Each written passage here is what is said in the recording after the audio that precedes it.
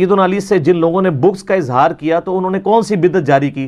تو اہل سنت کے تو سفید داڑھیوں والے علماء کو بھی نہیں پتا ہوتا، اور شیعہ کے بچے کو پتا ہوتا ہے کہ آل امیہ کے دور میں صلح حسن سے لے کر عمر بن عبدالعزیز کا دور خلافت سٹارٹ ہونے تک یہ جو ملوکیت کے 60 سال ہیں، ممبروں پر سیدنا علی پہ سب و شتم ہوتا تھا۔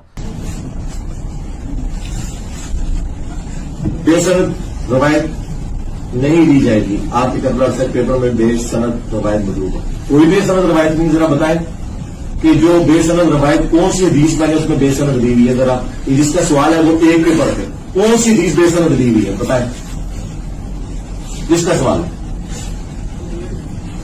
کوئی نہیں ہے۔ رہے گا جو نوٹ کے ساتھ میں نے مختلف لوگوں کے اقوال لیے ہیں وہ ممنوع میں تو نہیں ہے نہ وہ حدیث میں۔ ہاں چونکہ وہ آپ کے اتنے بڑے ہیں کہ آپ کو حدیث سے آگے وہ محبوب ہے۔ جلال الدین سیوطی کا نام باپا جانی کس طرح لیتے ہیں؟ 72 دفعہ سب کی آنکھوں سے حضور کو دیکھا۔